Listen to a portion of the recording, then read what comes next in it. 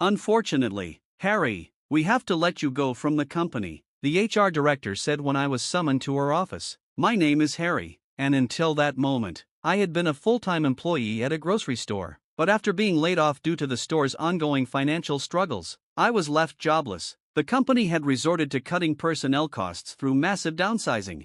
As I pedaled my bicycle slowly on the way home, I felt an overwhelming fatigue that made cooking dinner seem unappealing. Instead, I decided to pick up a takeaway burger, opting for a quieter backstreet instead of the bustling main road. Just as I was nearing the burger shop, I spotted an elderly lady sitting on the ground.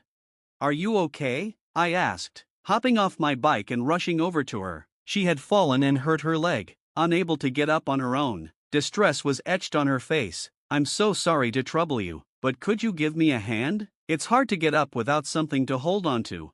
Ouch, she winced, but it seemed like she could manage a limp. I quickly gathered her scattered groceries and placed them back into her bag. "Good, nothing looks broken or crushed," I assured her. "Thank you so much, you're a lifesaver," she replied, relief washing over her face. It was then that I noticed her more clearly. "Wait a minute, aren't you that guy from the store?"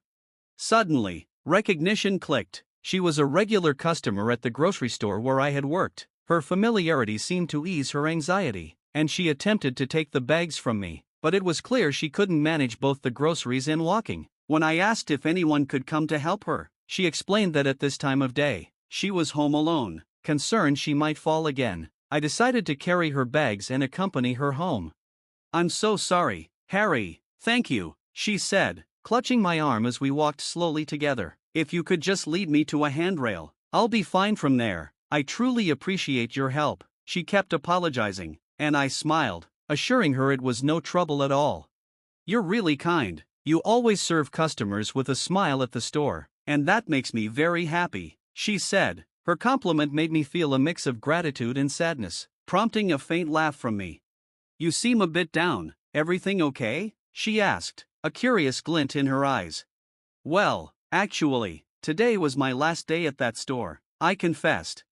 "Oh dear, were you transferred, or did you find another job?" she inquired. I explained honestly that I had been laid off. Our conversation flowed easily as we reached her house, a spacious single-family home with charming flower beds lining the walkway, illuminated by garden lights.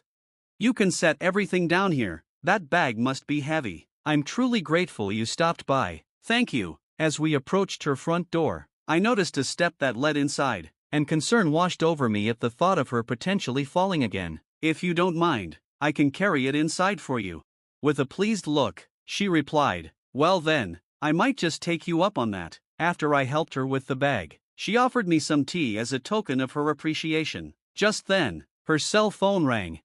"Oh, it's Sophia. Please excuse me for a moment," she said, taking the call. I listened as she updated the person on the other end about her situation. "There's no need to rush. Could you pick up some lunch?" Yes, that sounds good. "Thanks, dear." She hung up, smiling. "That was my granddaughter," she explained. Hearing that put me at ease, and I thought about leaving. "Wait, Sophia is bringing lunch? Since it's getting late, and she's picking up something from the deli for you too, can you at least accept that from us?" Hesitating, I ultimately decided to graciously accept her kind offer. I was invited to sit, and we made small talk until Sophia arrived. The elderly lady began to speak fondly of her granddaughter. Sophia's parents passed away in a car accident when she was young. Since then, it's just been the two of us. She's grown up, but she still stays with me, always worrying about my well-being, she said. It was clear how much Sophia cared for her grandmother. Every day after work, she comes straight home without any detours. As we chatted, the elderly lady expressed her concerns about Sophia not dating and wished she would think about her own happiness soon. "She probably can't leave the house because she's worried about me," she added. "You know, I'd be thrilled if a kind person like you married her."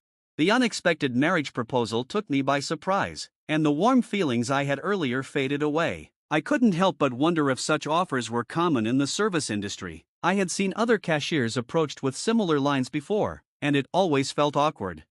Just then, I heard, "I'm home," from the entrance. I turned to see Sophia entering the room. "Hi, I hope I'm not bothering you," she said, her voice warm. "I'm so sorry for the trouble. It seems my grandma has been in your care. Thank you so much, she added apologetically, but my gaze was drawn to her. Sophia wore her office uniform, her hair neatly pulled back, her fair skin glowing, and her bright eyes radiating kindness. She had an aura that instantly captivated me.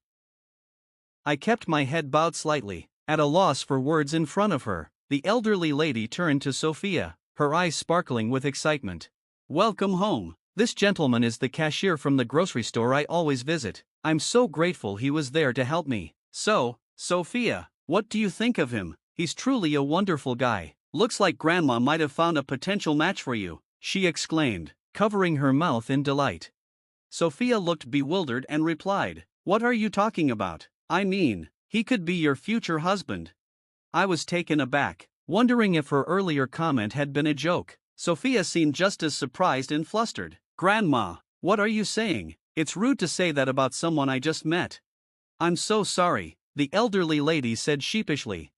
Oh dear, I've met him several times before. I couldn't help but chuckle, adding, You two really seem close.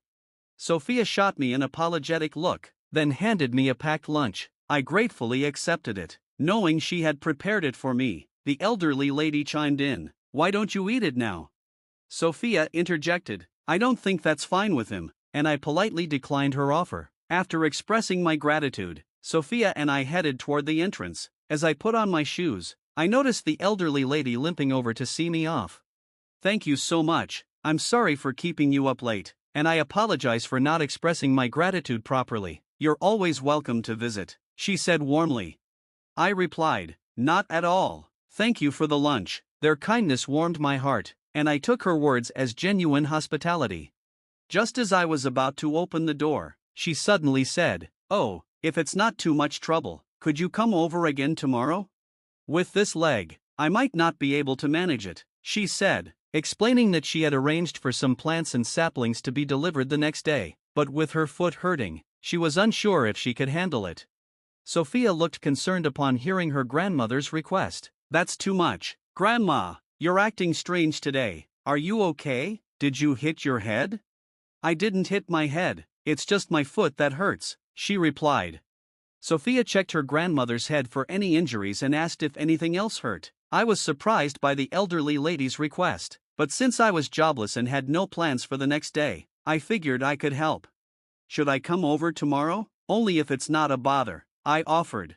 Sophia hesitated, then we agreed I would visit in the afternoon. The next day, as promised, I went to the elderly lady's house. Thank you so much, you're a lifesaver, she said, while I settled her into a small chair. She began teaching me how to care for her garden. As we enjoyed our time together, she shared an interesting story. Sophia worked full-time in an office but had always dreamed of opening a cafe since she was young. She graduated from culinary school and gained experience working part-time in various eateries, but ultimately chose to be an office worker. Even if she owned a cafe, it would mean long hours, yet she still held on to that dream. The elderly lady's suggestion to consider me as a potential spouse for Sophia stemmed from her belief that having someone with customer service experience would make it easier for Sophia to start her cafe. She genuinely felt that we might get along well. The day after hearing that, I returned to the elderly lady's house. After replanting some flowers the day before, there was still space left in the garden, so I decided to buy more plants to fill it. Since it was Saturday, I knew Sophia would be off work. She was surprised to see me. Goodness, Grandma, did you ask him to come again today? I hope it's not too much trouble. I'm really sorry. Upon seeing me, Sophia immediately apologized, and I quickly explained the reason for my visit. After planting the additional flowers and watering them, Sophia kindly suggested, Why don't you take a break? We sat on the porch, sipping coffee. Then the elderly lady cleared her throat and said, Hey Sophia, I really want you to achieve your dreams soon. What do you mean? Sophia asked, forcing a smile. I don't want you to hold back just for me. I know you're planning a lot, the elderly lady said. She revealed that she knew how Sophia secretly jotted down notes in preparation for her dream. It'd be tough to do it alone, but maybe with someone else's help, it'd be easier. Harry here is great with customers. How about getting some help from him? Oh, Grandma, you can't just say things like that. I noticed a hint of tears in Sophia's eyes as she replied, If I'm okay with it, I love working with customers, but I know trusting an unemployed guy is a hard thing. No way. Harry, I love how you handle customers. You'd be a great partner for Sophia. Without missing a beat, the elderly lady said this, making both Sophia and me chuckle. Oh, Grandma, always acting wild, Sophia playfully remarked. The three of us laughed, lightening the mood. But soon after, Sophia's expression changed, and she seemed deep in thought, biting her lip. You know, maybe Grandma is right. Maybe now's the time to start, she murmured as if speaking to herself. It seemed she was reconsidering her options, mentioning that she would reflect on it for a day. The following Sunday, I went back to the elderly lady's house. It seemed her leg was improving, so I thought of making today my last day of helping her. While we worked on the garden together, Sophia approached me, holding a notebook tightly. Can I talk to you for a second? She had prepared coffee on the porch. It's a little embarrassing, but can you take a look? She said, handing me the notebook. As I flipped through the pages, I was amazed to find them filled with sketches of her ideal cafe's exterior, illustrations of food, and countless recipes. I couldn't help but exclaim, "This is incredible! I've been thinking about opening a cafe too." I truly want to pursue my passion, Sophia said shyly, her eyes sparkling with excitement. She was concerned about the idea of running a cafe on her own, feeling the weight of being tied down to the business while also worrying about her grandmother being alone at home. However, the thought of having someone by her side eased some of that anxiety. She remembered seeing me at the grocery store, where I demonstrated strong customer service skills. If it's not too much trouble, would you consider joining me? She asked, her voice a mix of hope and uncertainty. I had never seriously considered the idea of working at a cafe, but the passion in her notes and my own desire to re-enter the customer service world ignited a spark within me. If you're willing, let's do this together. I extended my hand to Sophia. She looked surprised, but a joyful smile broke across her face as we shook hands firmly. I could sense her nervousness as she made the request. Oh, thank goodness, she exclaimed, shaking my hand enthusiastically. Are we really going to open our own cafe? Absolutely, I replied, matching her excitement. From that moment, we exchanged contact information, communicated through emails, and discussed plans at home. Together, we explored vacant storefronts and consulted with contractors. As Sophia steadily moved forward with her preparations, I supported her every step of the way. I also found a part-time morning job to help cover expenses while we set up the cafe. 6 months later, we finally opened our cafe. We had found the perfect little shop, and after some renovations, it was ready for its grand opening. On that day, the place was alive with neighbors, friends, and new faces who had seen our flyers. After closing for the day, we held a celebratory gathering, with Sophia's grandmother joining us. Thank you, Harry, for making this dream a reality with me, she said, her eyes shining with gratitude. No, I should be the one thanking you. I knew my instincts about you were spot on. It must be fate, I replied, reflecting on how my layoff had led to this moment. That day, I had helped an elderly lady and met her granddaughter, Sophia. Now, here we were, partners in bringing her cafe dream to life. See, Harry, it wasn't in vain. You might have felt lost that day, but your warmth and hospitality have found their purpose. And of course, it's because you're such a good person. Sophia's grandmother found a true gem, didn't she? Both Sophia and I exchanged shy smiles, touched by her words. The elderly lady then looked at Sophia's parents, a distant memory in her eyes. Sophia, you remind me so much of your mother. And Harry, you carry the gentle aura of my son. Sophia was momentarily stunned, glancing at her grandmother in surprise. Did you know that Sophia's parents used to have their coffee shop right here? The revelation left us both in disbelief. The elderly lady realized this when she visited the shop after the renovations were completed, and she was overwhelmed by emotions when she returned home, finally breaking down in tears. She had decided to keep this connection a secret until the cafe opened, wanting Sophia to focus on her dream without distractions. But as the renovations progressed, she couldn't help but marvel at how Sophia's taste mirrored that of her parents. Then she presented a bank book. Here's your startup fund, Sophia, she said, her eyes brimming with tears. It's the life insurance money from your parents that I saved just for you. I know they'd be so happy to support your dream. The sunflowers decorating the shop were also a nod to her mother's wishes. She had suggested those to me. They perfectly match Sophia's vibe. It's almost like destiny. At that moment, I felt emotions I had never experienced before. Did her words evoke a hint of melancholy? Regardless, we all smiled through our tears. Suddenly, the elderly lady exclaimed, "Oh, you two must have something important to discuss. Don't you have something to share with your old granny?" Sophia and I exchanged puzzled glances, while the elderly lady chuckled, causing us both to blush. Was I too early? Haven't you told her yet?